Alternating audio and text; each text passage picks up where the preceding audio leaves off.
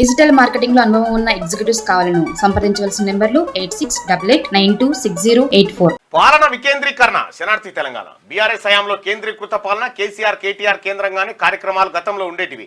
డమ్మీలుగా అప్పుడు మంత్రులు ఉంటుండే. అధికారాలన్నీ అయ్యా కొడుకుల వద్దే. కాంగ్రెస్ హయాంలో మంత్రులకు పెద్దపీట, స్వేచ్ఛగా పనులు చేసుకునే అవకాశం, ప్రజల సమస్యలు తెలుసుకుంటూ హామీలు ఇస్తున్న మంత్రులు, నిధుల విడుదలలో భేదం చూపని బట్టి రేవంత్. సార్, బీఆర్ఎస్ హయాంలో పాలనంతా కేసీఆర్ కుటుంబం దగ్గరే కేంద్రీకృతమైంది.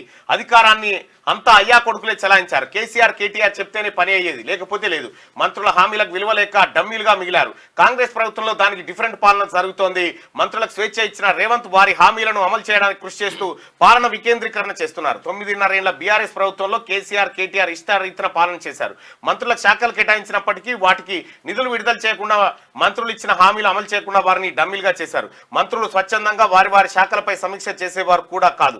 కేసీఆర్ కేటీఆర్లు హామీ ఇస్తేనే ఏ పని అయినా అయ్యేది. ఎమ్మెల్యేలు తమ నియోజకవర్గాల్లో ఎలాంటి పని శాంక్షన్ కావాలన్నా, నిధులు రిలీజ్ కావాలన్నా సంబంధిత మంత్రులను అడిగే పరిస్థితి లేదు.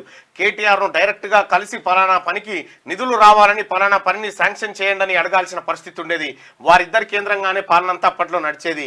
ఇప్పుడు ఏ శాఖకు ఏ హామీలు ఇచ్చిరో ఆ హామీలన్నింటినీ నెరవేర్చే దిశగా ఉప ముఖ్యమంత్రి, ముఖ్యమంత్రి కృషి చేస్తా ఉన్నారు. డిజిటల్ మార్కెటింగ్ లో అనుభవం ఉన్న ఎగ్జిక్యూటివ్స్ కావాలను సంప్రదించవలసిన నెంబర్లు 8688926084.